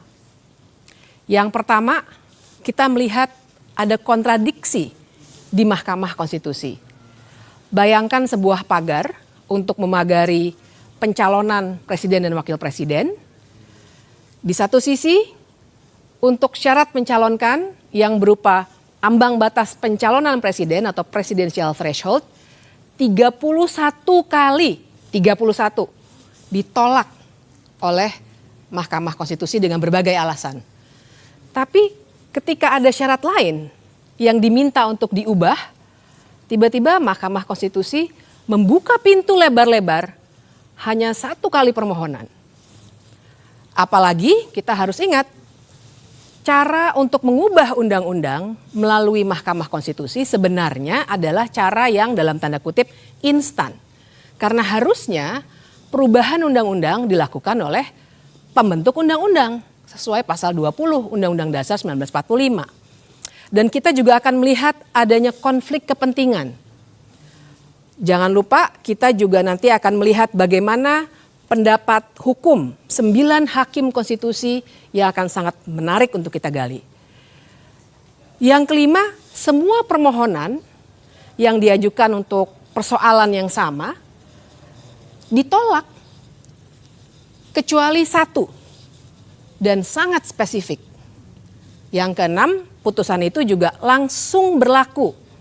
Tidak ditunda sampai pemilu berikutnya ataupun tidak ditunda sampai beberapa tahun tapi langsung berlaku saat itu juga. Yang ketujuh, permohonan ini sebenarnya sempat dicabut, kemudian didaftarkan kembali di hari libur. Lalu kita juga harus bicara soal fakta bahwa ada Majelis Kehormatan Mahkamah Konstitusi atau MKMK yang sudah memutuskan bahwa ada pelanggaran etik berat oleh Ketua Mahkamah Konstitusi yang adalah paman dari Gibran. Namun putusan MKMK itu karena terkait etik memang tidak langsung membatalkan putusan. Putusan 90 tetap berlaku. Perlu ada catatan juga bahwa Ketua Majelis Kehormatan MK itu ternyata punya potensi benturan kepentingan. Perlu saya jelaskan di sini bahwa menantu dari Ketua MKMK sekarang tengah mencalonkan sebagai anggota legislatif dari partai dalam koalisi yang mengusung Gibran. Dan anak dari Ketua MKMK itu juga pengurus di partai tersebut. Kemudian kita nanti akan melihat ada indikasi transaksi di balik konstitusi yang bisa terlihat dari fakta bahwa si pemohon menggugat calon wakil presiden karena wan prestasi di pengadilan perdata. Dan yang terakhir, Ketua MK yang tadi sudah diberikan sanksi etik untuk diberhentikan sebagai Ketua MK, ternyata malah menggugat ke Pengadilan Tata Usaha Negara supaya jabatan Ketua MK dikembalikan kepada dirinya. Tapi memang pada hari itu kami bertiga punya pengalaman yang berbeda-beda. Silakan Mas Uceng, Uda Ferry, bagaimana pengalaman pada hari itu yang bisa menggambarkan semua 11 yang tadi saya jelaskan sehingga sebenarnya sebuah media massa nasional mengatakan bahwa Gibran adalah anak haram konstitusi. Ya, kami ingin memulai dengan argumentasi bahwa setiap peristiwa bahkan kejahatan bisa dibongkar dengan mengungkap siklus waktu. 9 Maret, Partai Solidaritas Indonesia mengajukan permohonan pengujian Undang-Undang Pemilu, tepatnya pasal 169 huruf Q yang mengatur soal batas usia calon presiden dan calon wakil presiden. Ketentuannya menghendaki hanya orang yang sudah berusia 40 tahun yang dapat mengajukan diri sebagai calon presiden atau calon wakil presiden. PSI menginginkan diatur hanya orang yang telah berusia 35 tahun dapat mengajukan diri sebagai calon. Yang menarik dari PSI adalah ketika permohonan ini berjalan, komposisi ketua atau pimpinan PSI dirombak. Gibran yang merupakan kakak dari Kaisang yang semula diajukan sebagai calon presiden oleh PSI mengganti ketuanya menjadi adik Gibran, yaitu Kaisang. Lalu harus diingat bahwa Ketua Mahkamah Konstitusi adalah paman dari Gibran dan Kaisang. Juga sangat penting dalam perkara itu karena ini pengujian undang-undang, maka dengan sendirinya termohon dalam pengujian ini adalah pemerintah yang dipimpin oleh ayah Gibran, yaitu Presiden Joko Widodo. Ini menjadi catatan penting kalau kita bicara konflik kepentingan dalam perkara ini. Kemudian, Partai Garuda mengubah permohonan yang sama topiknya dengan meminta bahwa selain berusia 40 tahun, mestinya ada alternatif, yaitu berpengalaman sebagai penyelenggara negara. Permohonan mereka dimasukkan tanggal 2 Mei. Tanggal 5 Mei, seingat saya, ada 5 kepala daerah juga masuk dengan logika yang kurang lebih sama. Tetapi bedanya adalah mereka sekaligus berpengalaman sebagai penyelenggara negara karena mereka adalah 5 kepala daerah yang sudah menjabat atau sedang menjabat di pemerintah daerah. Tidak lama kemudian, sebenarnya rentangnya cukup jauh sebenarnya, sekitar 3 bulan kemudian, ada Almas Sakibiru yang memasukkan permohonan baru dengan bahasa bahwa seorang yang bisa dicalonkan sebagai presiden atau wakil presiden itu sekurang-kurangnya harus berpengalaman sebagai kepala daerah. Tanggal 29 Agustus, sidang terakhir permohonan PSI, Partai Garuda, dan 5 kepala daerah dilangsungkan oleh Mahkamah Konstitusi. Dan saya ingat betul pada hari itu saya hadir di ruang sidang sebagai ahli untuk salah satu pihak terkait. Orang sering bilang saksi ahli, tapi yang benar ahli. Saya hadir dalam sidang, menyampaikan pandangan saya, dan waktu itu sebagai ahli biasanya ada dialog dengan para hakim dan semua yang ada di situ yang formal. Sebenarnya terbaca bahwa hakim-hakim punya indikasi akan menolak 3 permohonan ini. Karena mereka melihat, dan ini baik secara umum, bahwa masalah syarat kepala daerah itu bukan wewenang Mahkamah Konstitusi, melainkan memang wewenang pembentuk undang-undang. Itu adalah sidang terakhir karena setelah itu biasanya akan ada penyerahan kesimpulan, kemudian rapat permusyawaratan hakim, kemudian putusan dibacakan. Kami masih menunggu-nunggu karena perkara ini tentu saja sangat menarik. Agak luput dari perhatian kami, ternyata pada 5 September ada pemeriksaan pendahuluan untuk permohonan Almas. Dan setelah itu, seperti normalnya prosedur di Mahkamah Konstitusi, ada perbaikan permohonan dari Almas. Kita bisa geser ke tanggal berikutnya pada 12 September. Almas memperbaiki permohonannya, kira-kira begini konstruksinya. Tetap 40 tahun sebagai syarat dalam pasal 169 huruf Q Undang-Undang 7 2017 itu, kemudian ditambahkan atau jadi alternatif atau berpengalaman sebagai kepala daerah baik di tingkat provinsi maupun kabupaten _kota. Berubah artinya ya, dari awalnya hanya kepala daerah, dia kemudian lebih menjelaskan bahwa bukan hanya kepala daerah di tingkat provinsi maupun juga kepala daerah di tingkat kabupaten kota. 19 September, kalau kita ingat, RPH pertama atau rapat permusyawaratan hakim pertama itu dilakukan untuk gelombang pertama permohonan. Gelombang pertama itu adalah PSI, lalu kemudian Partai Garuda, dan 5 kepala daerah. Dalam perkara itu, semua ditertolak. Ya. Dan luar biasanya, Anwar Usman tidak ikut RPH dengan alasan yang kemudian disebutkan bahwa dia menolak konflik kepentingan. Maju 2 hari kemudian adalah rapat permusyawaratan hakim pertama untuk permohonan Almas. Luar biasanya kali ini Anwar Usman sudah masuk. Entah apakah dia sudah merasa konflik kepentingannya sudah tidak ada atau sakitnya sudah hilang.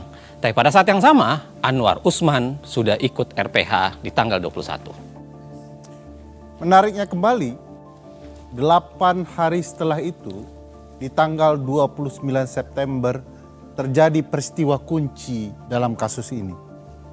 Almas Sakibiru entah karena alasan apa mencabut permohonannya.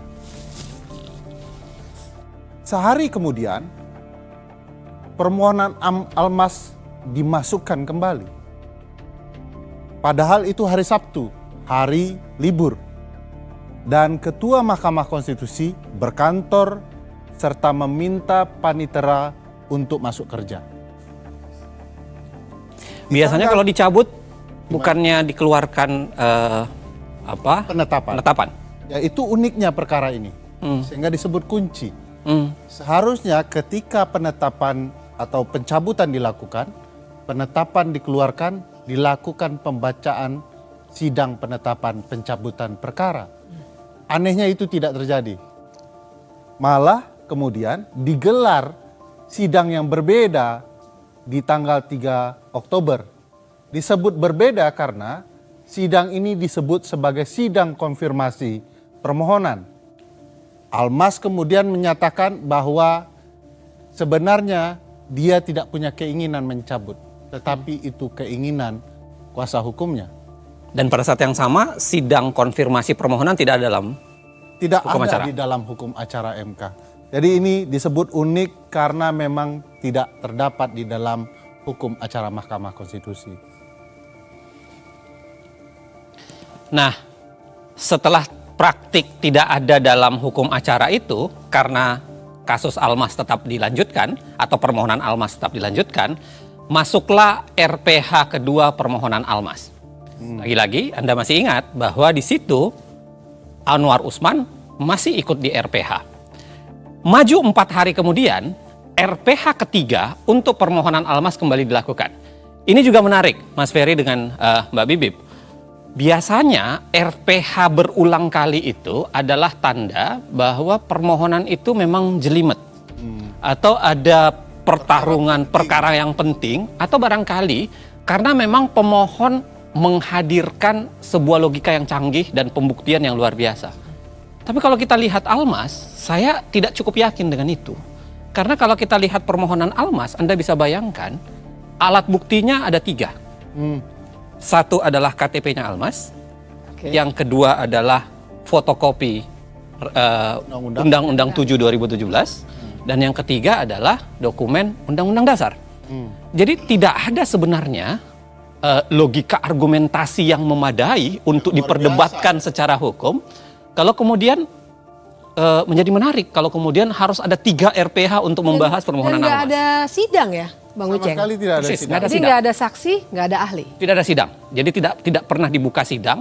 Yang ada adalah hakim sibuk memperdebatkan permohonan Almas saja, tapi tidak pernah membuka itu ke publik, dan itu dilakukan berulang kali. Karena sidang substansi kan sudah selesai ya? Ya. Di tanggal 29 Agustus. Persis. Nah, setelah 9 Oktober nih, saya ingat sekali tuh hari itu. Saya yakin kita punya pengalaman yang beda-beda. Pada 16 Oktober 2023 itu.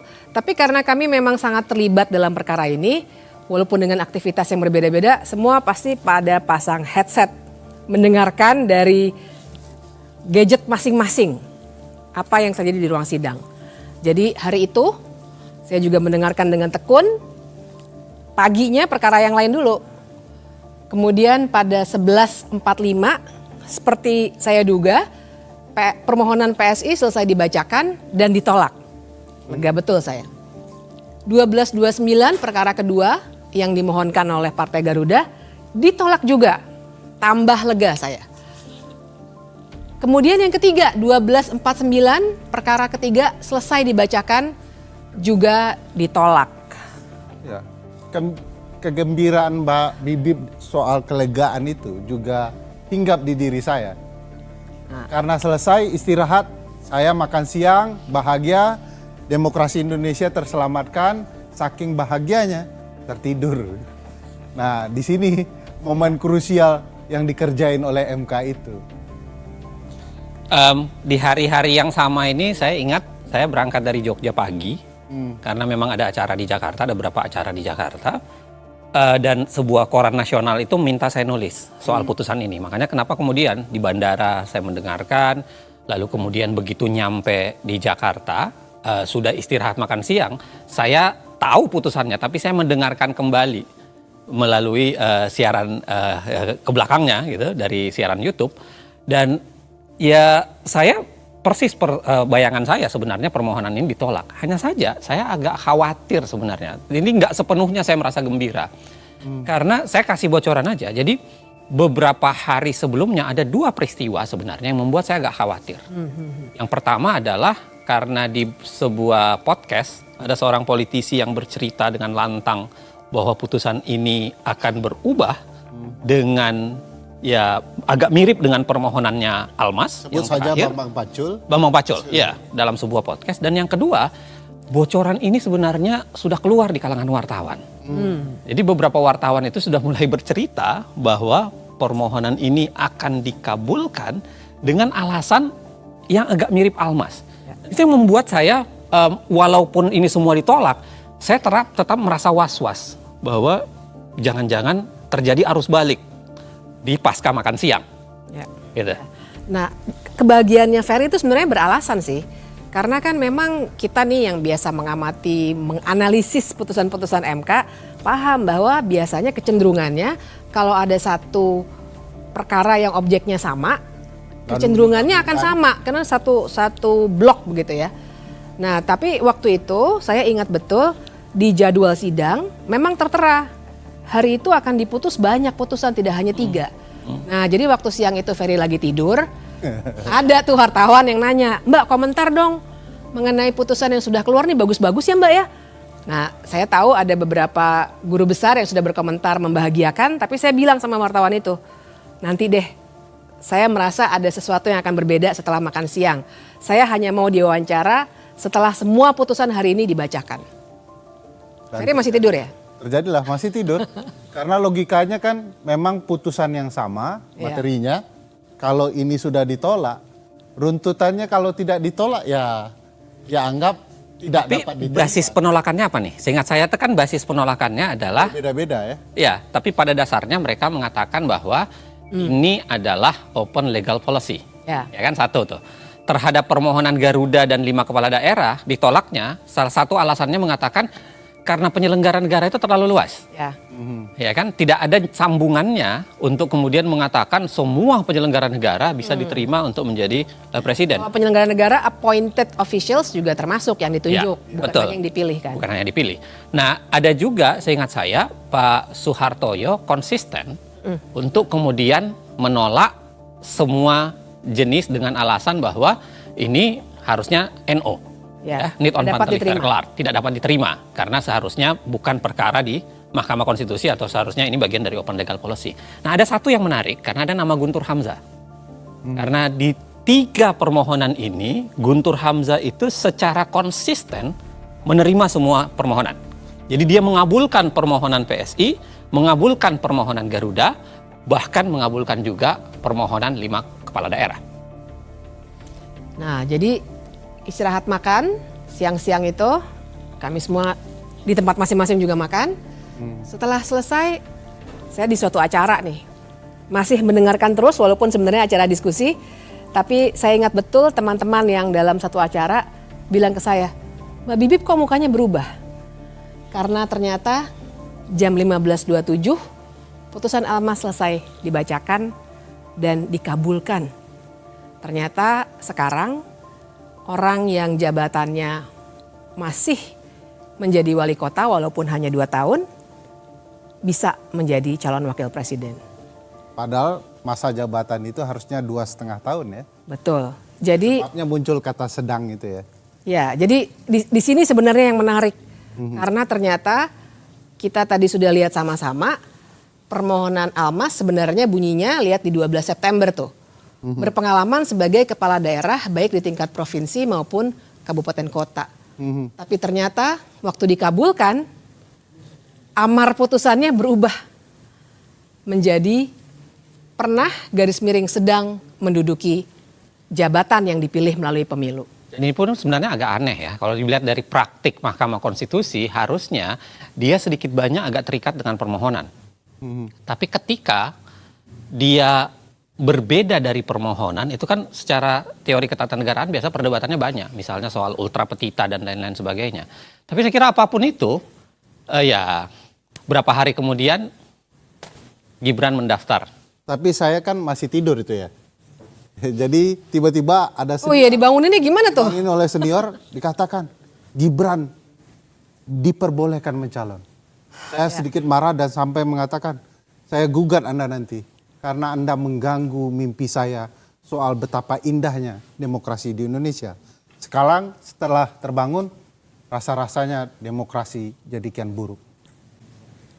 Tak lama kemudian, 25 Oktober, pasangan Prabowo Gibran mendaftar ke KPU.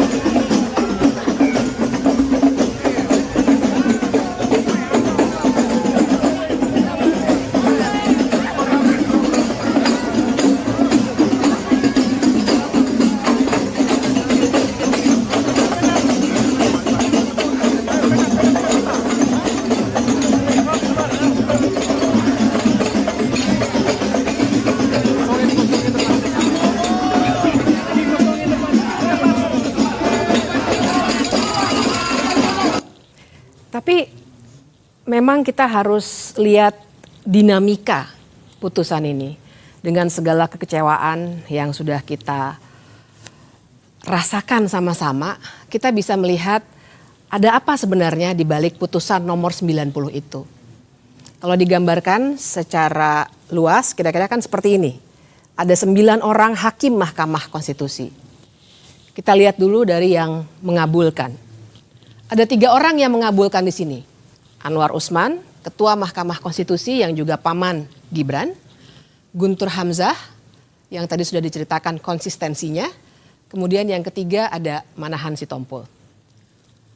Kemudian di ujungnya, karena dia sangat bertolak belakang, ada 4 orang yang menolak atau sering kita kenal dengan memberikan dissenting opinion atau pendapat berbeda.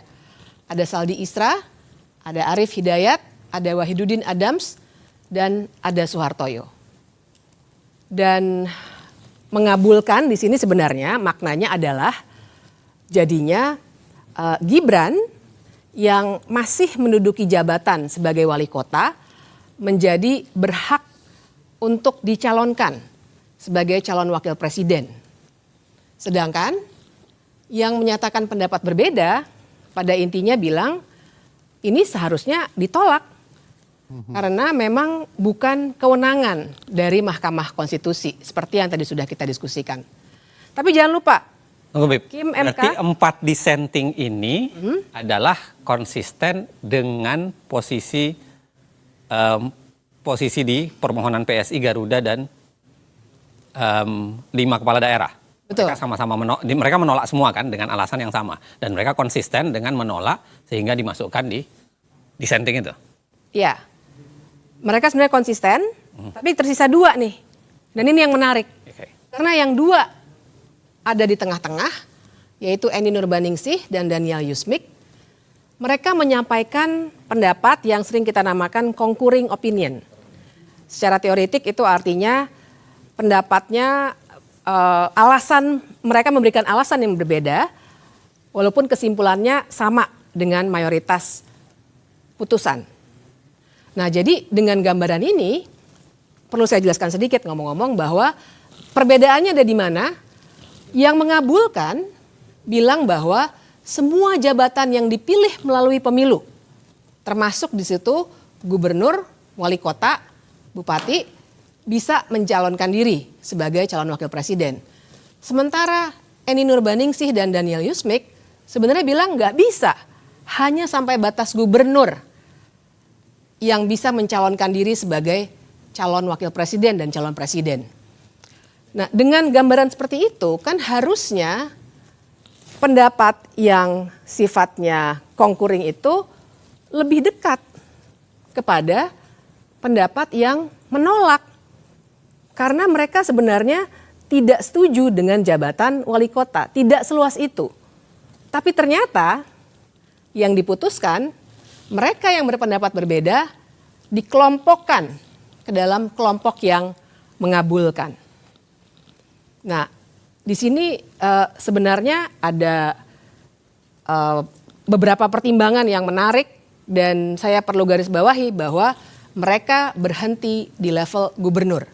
Sementara putusan mengabulkan untuk semua jabatan yang dipilih melalui pemilu. Izin Saya mau jelaskan ya, saya mau coba menggambarkan betapa pergeseran-pergeseran para hakim ini. Saya boleh ya, saya pakai gambaran secara sederhana ya, untuk menggambarkan bahwa ini menarik melihat pergeseran hakim per hakim ya dalam putusan ini. Nah, jadi gini ya, tadi kan digambarkan oleh Bibip bahwa sebenarnya ada dua keterbelahan. Ya, ada keterbelahan, atau beginilah kita gambarkan bahwa terjadi perbedaan antara, kita sebut aja gelombang pra-makan siang sama pasca makan siang. Ya. Jadi pra-makan siang adalah putusan-putusan perkara selain 3 putusan perkara para partai itu. Dan pasca makan siang adalah kita spesifikkan saja ke putusan Almas. Nah, kalau kita lihat pas pra-makan siang, ya, sebenarnya komposisi hakim itu menarik untuk kita lihat. Kita buat satu gambaran bahwa ini adalah hakim-hakim yang langsung menolak permohonan. Ya, jadi ada 7 hakim di dalamnya.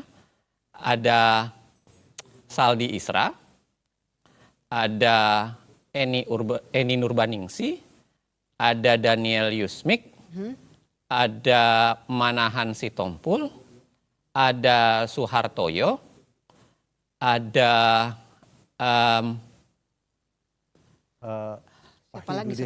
Wahidudin Adams, betul, dan Arif Hidayat, ya kan? Ada 7 di kelompok ini. 1 orang konsisten mengabulkan. Ini yang kita, atau saya ganti warnanya deh. Saya ganti warnanya ya, supaya jauh lebih mudah kita lihat. Ini adalah Guntur Hamzah, yang betul-betul konsisten untuk menerima permohonan apapun. Dia tidak dianggap sebagai kebijakan hukum terbuka ya. Persis. Nah, ada 1 orang lagi di sini yang Anwar Usman, yang sama sekali tidak ikut di permohonan itu dengan alasan yang tadi sudah saya jelaskan. Konflik kepentingan. Konflik kepentingan, atau kemudian di keterangan yang lain dikatakan sakit. Ya. Okay?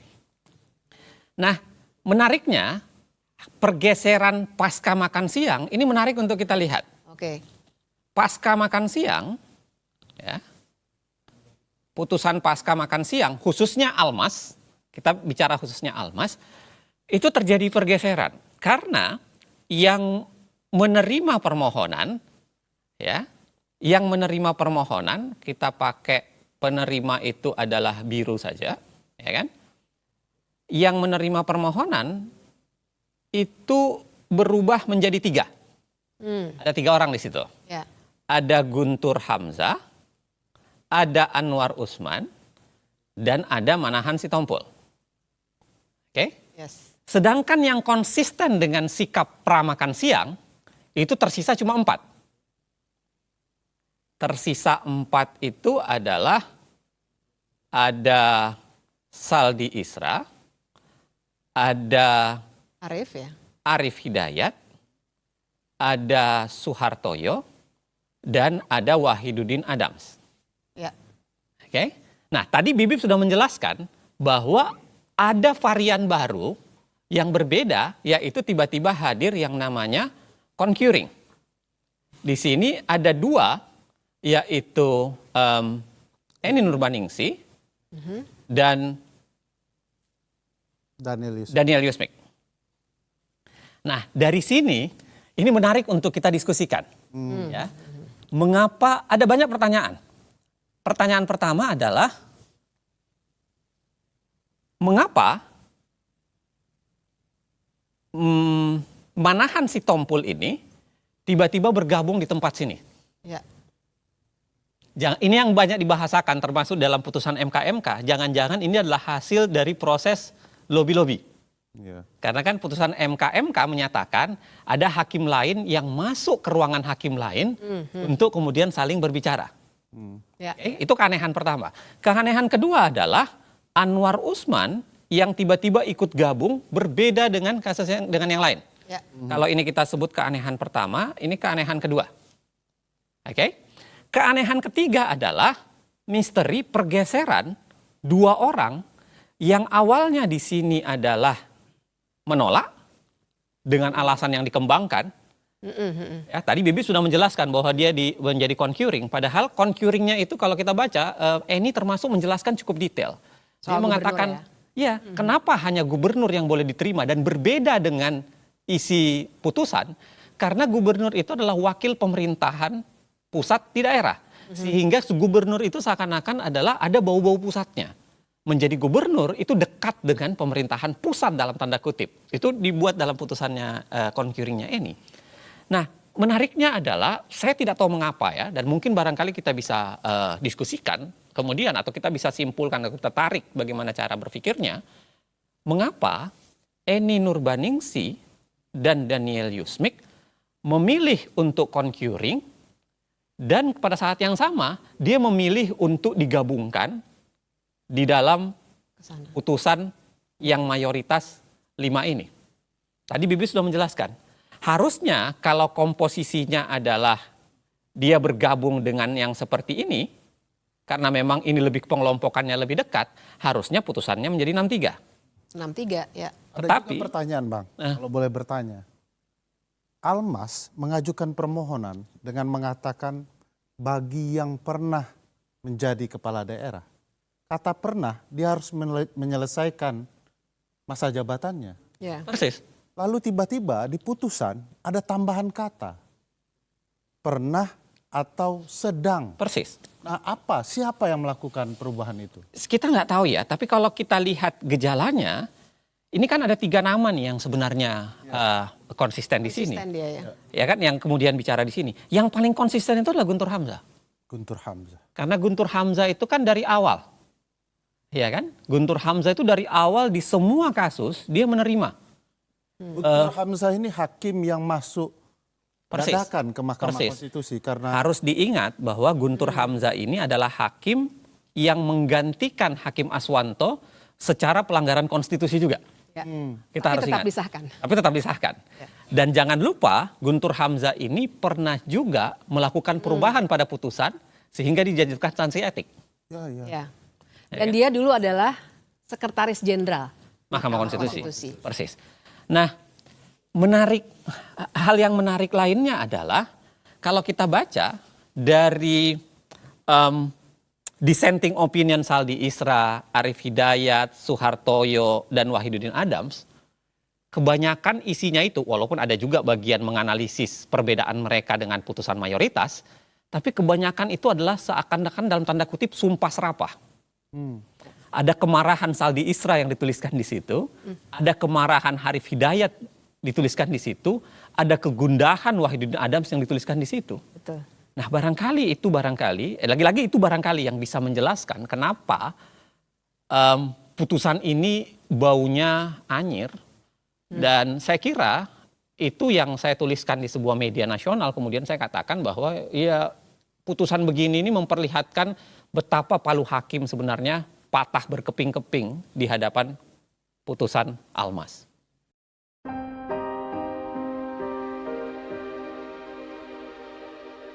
semua rencana ini tidak didesain dalam semalam, juga tidak didesain sendirian. Sebagian besar rencana kecurangan yang terstruktur, sistematis, dan masif untuk mengakali pemilu ini sebenarnya disusun bersama dengan pihak-pihak lain. Mereka adalah kekuatan yang selama 10 tahun terakhir berkuasa bersama. Persaingan politik dan perebutan kekuasaan, desain kecurangan yang sudah disusun bareng-bareng ini akhirnya jatuh ke tangan satu pihak, yakni pihak yang sedang memegang kunci kekuasaan di mana ia dapat menggerakkan aparatur dan anggaran. Tapi sebenarnya ini bukan rencana atau desain yang hebat-hebat amat. Skenario seperti ini dilakukan oleh rezim-rezim sebelumnya, di banyak negara, dan sepanjang sejarah. Karena itu untuk menyusun dan menjalankan skenario kotor seperti ini, tak perlu kepintaran atau kecerdasan. Yang diperlukan cuma 2, mental culas dan tahan malu.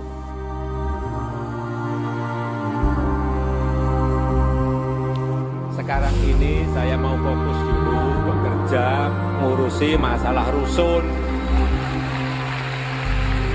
masalah monorail, masalah MRT, masalah kesenjangan tadi, masalah copet tadi, masalah-masalah itulah. Jadi saya yang paling kecil kayak Kaisang dia jualan pisang goreng, kemudian yang gede Gibran itu jualan martabak. Ini yang Ayang sama suaminya mau jualan kopi, ya silakanlah. Mau terjun ke politik juga silakan, nggak tahu saya. Tanyakan aja ke anaknya langsung.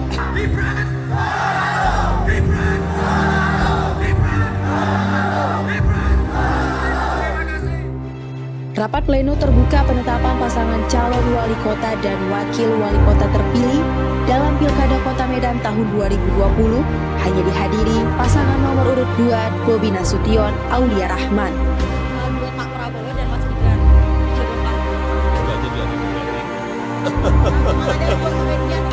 Pertama umur, yang kedua baru 2 tahun aja. Wali kota.